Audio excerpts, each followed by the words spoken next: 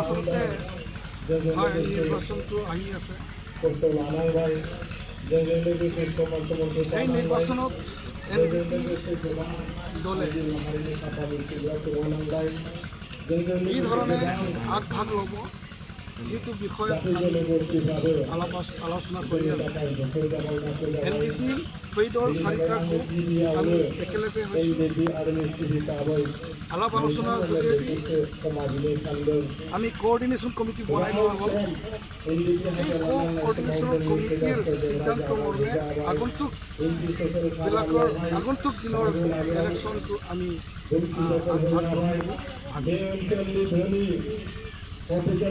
আমি দেখিছোঁ যে হয়তো চাকৰিত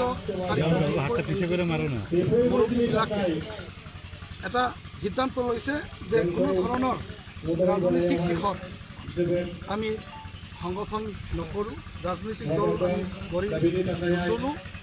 কিন্তু ইয়াতে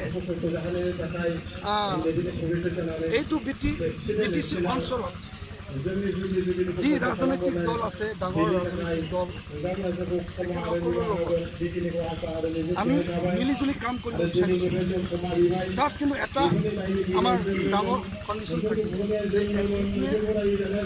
যি চুক্তি কৰিলে, চুক্তি কৰাৰ পিছত আমি যি চুক্তি পালোঁ, ইয়াৰে দফাবিলাক বা আমাৰ NDPয়ে সেই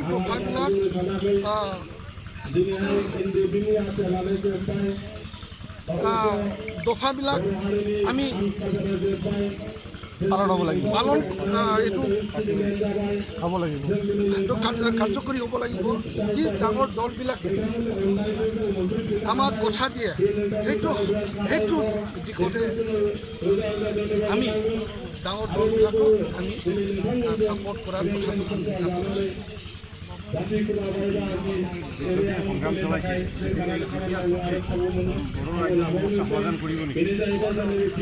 আচলতে আমি যি বিচাৰিছিলোঁ সুকীয়া ৰাইজৰ কথা আমি ভাবিছিলোঁ তথাপিও যি চুক্তি হ'ল এই চুক্তিয়ে আখৰে আখৰে পালন কৰিব পাৰে। তেতিয়াহ'লে তাত যদি চৰকাৰে মনোযোগ দিয়ে আৰু চুক্তিকাৰীবিলাকে একেলগে যদি আমি সেইটো আমি সম্পন্ন কৰিব পাৰোঁ, তেতিয়াহ'লে বড়োসকলে তাত আমি নতুনত্ব কিবা এটা আমি পাবলৈ বা বড়ো এলেকাত আজি শৈক্ষিকভাৱে, ৰাজনৈতিকভাৱে আৰু যি জাতি হিচাপে সুৰক্ষা থাকিব লাগে, এই দিশত আমি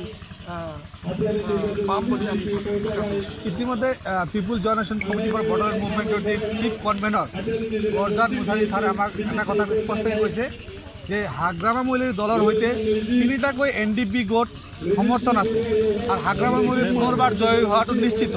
এই বিষয়ে আপুনি কি কয়? আৰু সম্পূৰ্ণ ডিপেণ্ড কৰে আপোনাৰ ওপৰত, এই বিষয়ে আপুনি কি কয়? সেইটো যে আমি প্ৰথমে বড়োসকলৰ মাজত যি ডাঙৰ দলবিলাক আছে সেইটো আমি আগতে চাওঁ। যদি হাগ্ৰামা মহিলাই ডাঙৰীয়াই যদি আমাৰ কিছু কণ্ডিশ্যনবিলাক যদি মানি লয়, তেতিয়াহ'লে আমি সম্পূৰ্ণভাৱে হাগ্ৰামা মহিলা ডাঙৰীয়া থাকিম। সেইটো আমি